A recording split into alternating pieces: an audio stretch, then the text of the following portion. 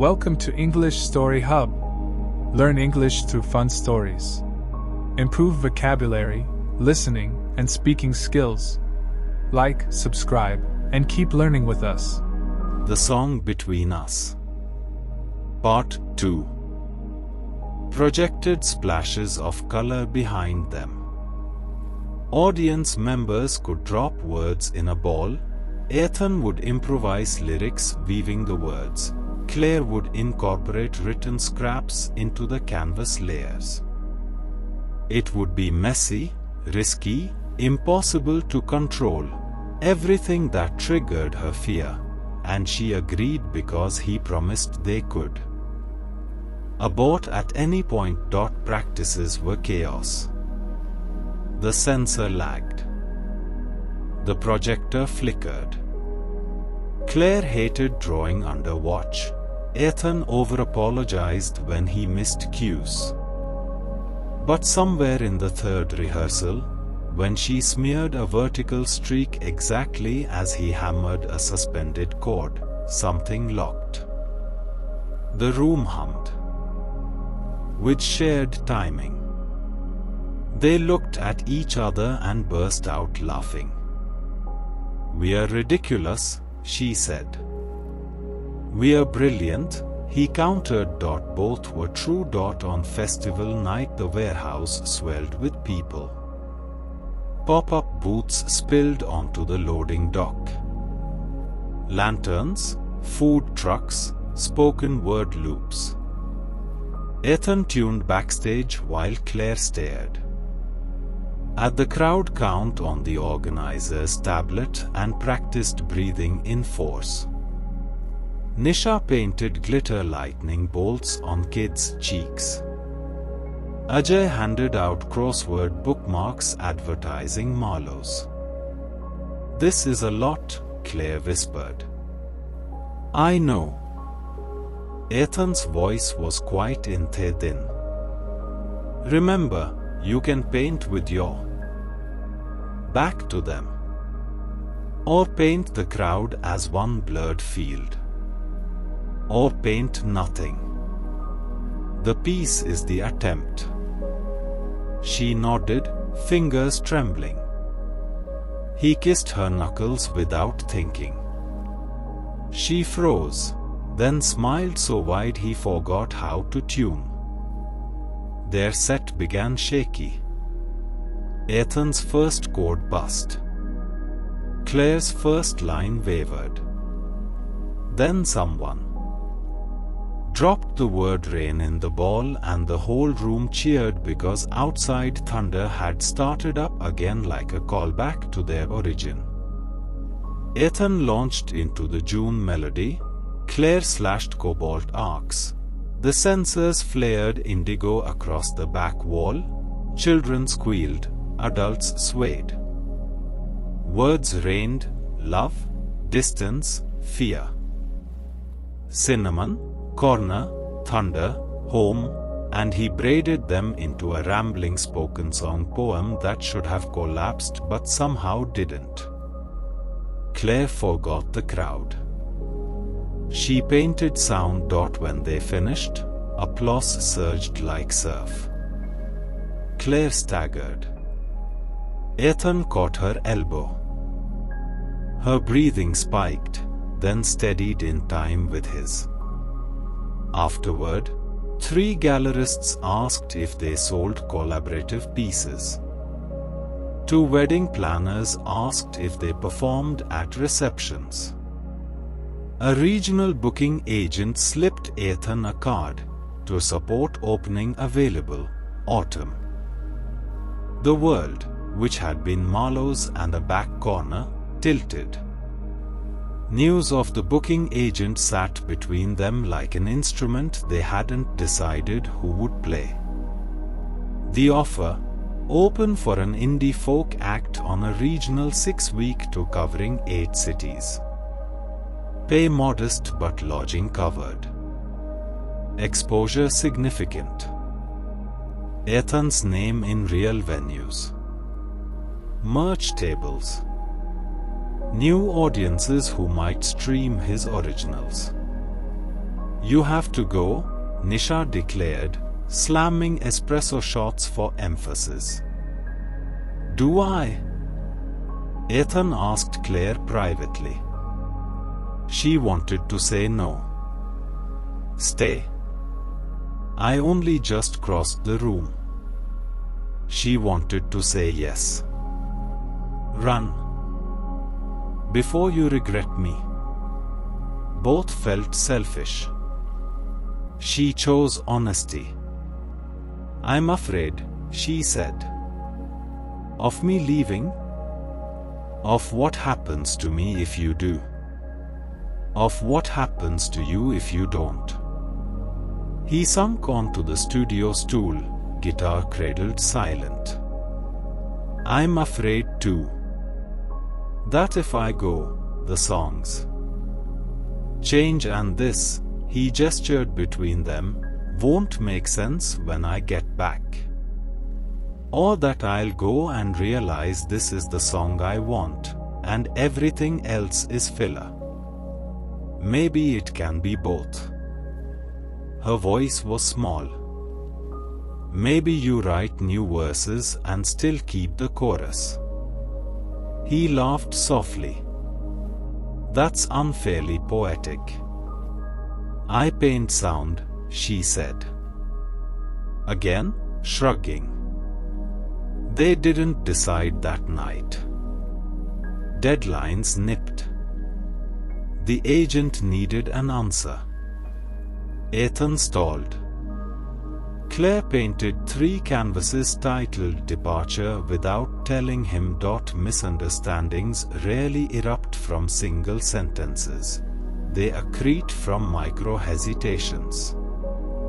Ethan delayed replying to the agent until the final hour, then called from outside Marlowe's while Claire hung show flyers 2 blocks away. He said yes. He texted her, "Can we talk?" She didn't see it for 30 minutes because her phone died.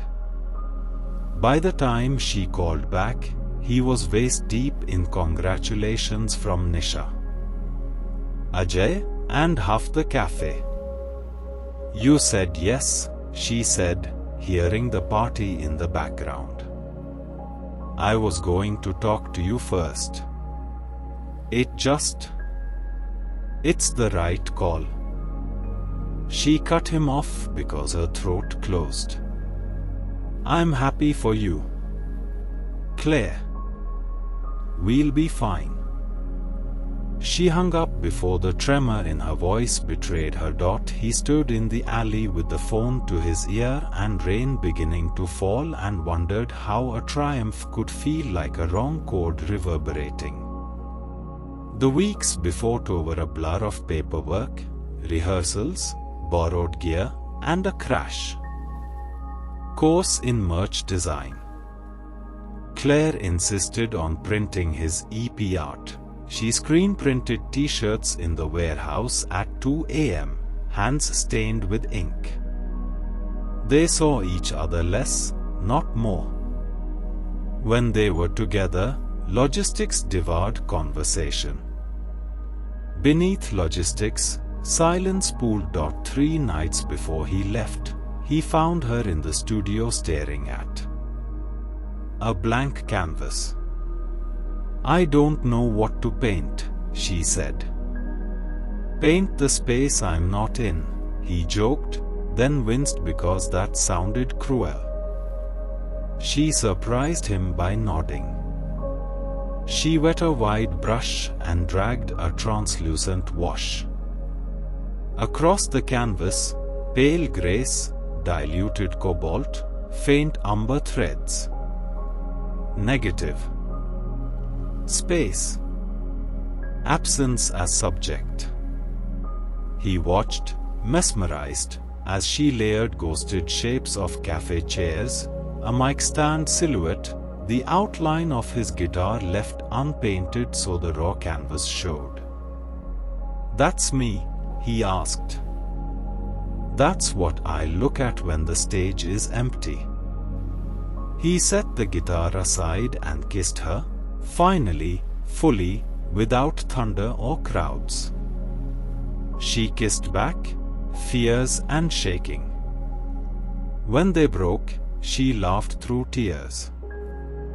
Now I've fallen, and you're leaving. I'm coming back. Promise. Promise. He sealed it with a forehead touch, superstition from his mother's bedtime rituals. Tour. The word stretched like highway. Ethan left in mid-September with 2 borrowed amps, a crate of merch, and an opening slot that meant sound checks at 4 and sets at 7, 2 half-filled rooms. The headliner's crew was kind. The road was long. Some nights the monitors died. Some nights 50 people sang along to a chorus he'd written in his kitchen. He texted Claire photos of empty theaters hours before doors, of post-show pizza on a loading dock, of his name misspelled on a marquee. She texted back midnight pictures of paintings in progress, of the cafe's new seasonal lights, of the back corner where she still sat Fridays out. Loyalty and longing. They tried nightly calls, signal failed. They tried morning voice notes, schedules drifted. Distance warped time. He wrote songs in hotel bathrooms so as not to wake bandmates. She painted his absence until canvases glowed with negative space. Halfway through the tour, in a college town 3 states over, Ethan played a duo with the headliner on stage and felt the audience lean in at a line about rain reaching the back of a room. He added, without planning, "Claire, this is your verse." After the set, a girl at merch asked, "Is Claire real?" He grinned. "Too real." He mailed a set list home with her name circled. It arrived water-warped. She pressed it flat and taped it above her work table. Storms hit their city while he was gone. The river rose, the warehouse leak became a pour. Claire lost 3 canvases to mold. She texted him a photo of the damage with the caption, "Oops." He called instantly. She downplayed it. He heard the thinness in her laugh. Nisha rallied a cleanup crew. Ajay delivered crates. The warehouse community stapled tarps. Claire kept breathing in force. One Friday, Marlowe's power cut mid-set for the local substitute musician. Candles were lit. The crowd sang acoustic. Claire, in her back corner, realized she wasn't panicking. She was singing. She recorded the room and sent the clip to Ethan. He replied, "That's the most beautiful thing I've ever heard." Tour ended the last weekend of October. The headliner's final encore stretched past midnight. Ethan's hands were calloused raw, his throat shredded, his heart homesick enough to ache. He declined the after-party, grabbed his guitar, and caught a red-eye bus instead of waiting for the scheduled morning departure. 12 hours, 3 transfers, 1 lost merch crate later, he was back in his city smelling of bus diesel and stale coffee and victory. He did not text ahead. He went straight to Marlowe's. It was Friday. The cafe door jangled. At 8:03 p.m. Nisha glanced up mid-pour and dropped a mug that shattered in a foam explosion. Ajay shouted. Regulars turned. Ethan stood in the entry, robe rumpled, guitar case slung. Grin feral. "Miss me?" he called. The room detonated. Claire was in her corner, had chosen it deliberately that night as a vigil.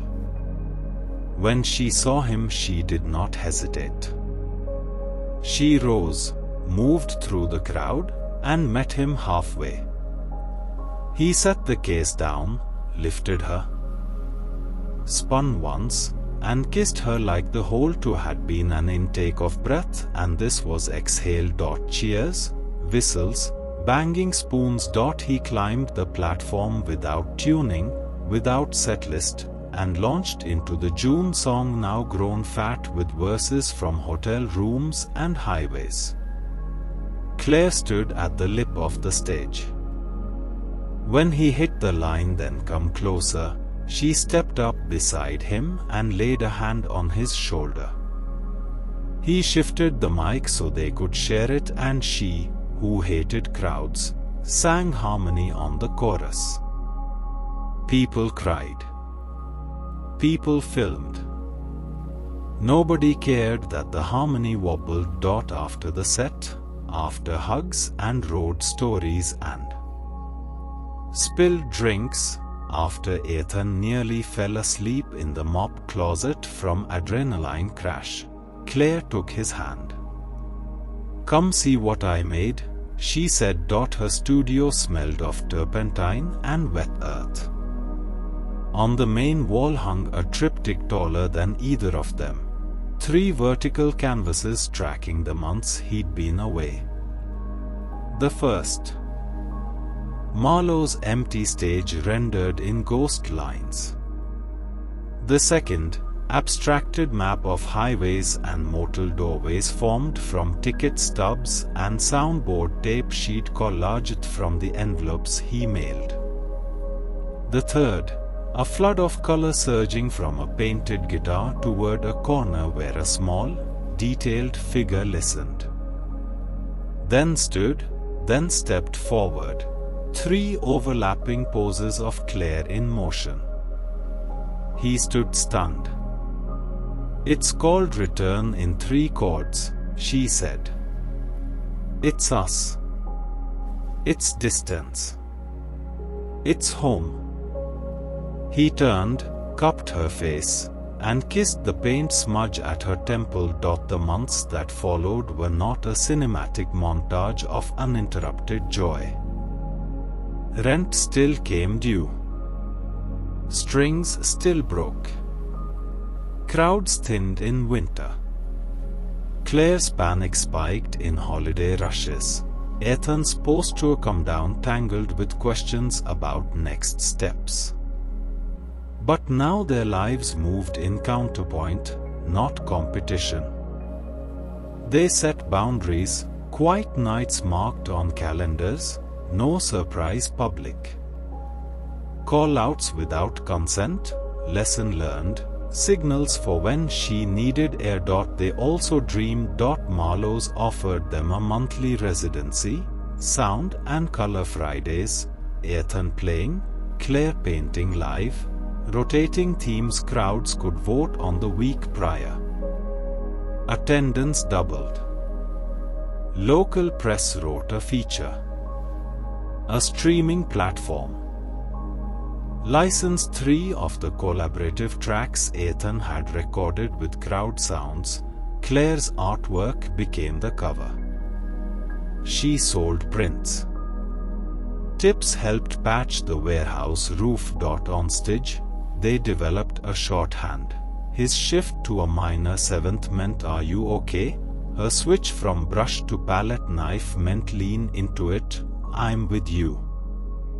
Audiences sensed the conversation and leaned in to eavesdrop.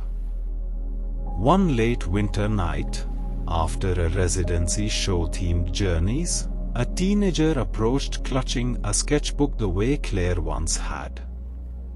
She stammered about anxiety, about loving music but freezing in crowds. Claire sat with her in the back corner, shared breathing counts, opened her old graphite studies of Ethan's hands. Ethan tuned quietly and played an instrumental so soft it wrapped them like a blanket. Later, Claire said, "I used to think the back corner was weakness. Maybe it's a beginning. Every stage needs an audience," he said. "Every audience has a back row. And sometimes the back row walks forward. And sometimes the musician walks back." They met in the middle, again and again. Spring returned, humid and loud with thunder. Anniversary of the night he called her out. Marlowe's was packed with people who remembered, with newcomers who would heard the story, with locals who claimed they'd been there even if they hadn't. Ethan had written a new piece, a full, polished song built from the skeletal June improve but layered now with verses. About rain onto buses, about patched warehouse roofs, about painting sound and singing fear. He warned Claire in advance this time. Consent first. She approved the lyric that still asked her to come closer. They dimmed the cafe lights, left only the umber bulbs and a single spot. Ethan began finger-picking. Claire stood beside him with a small canvas and a brush dipped in diluted gold. As he sang each verse, she painted a spiral that widened, catching drips that ran like rain down the surface. When he reached the line that started it all, he paused and let the crowd sing it. "Then come closer. This song is for you." Claire turned, faced the room, not the floor, not the canvas, and spoke clearly. "I did." Applause rolled like stormfront. Years later, when people asked how they met, Ethan always deferred to Claire because he loved how she told it. Not as a musician rescuing a shy listener, but as two artists negotiating distance until sound bridged it. She would say, "He played loud enough that my fear had to answer." He stopped mid-song and demanded the truth. I gave him one. He gave it back set to music. We've been writing B-sides ever since.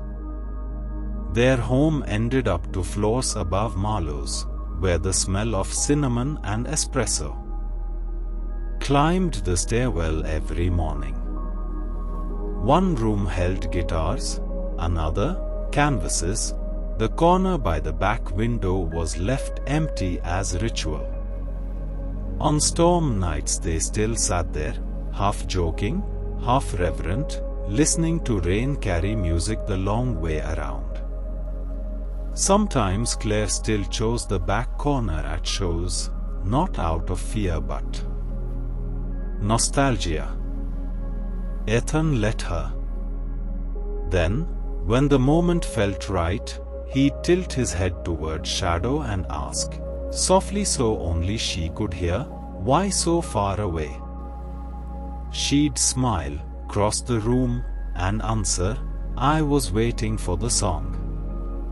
He'd strum once, twice, forever. Because every time he played, it was for her.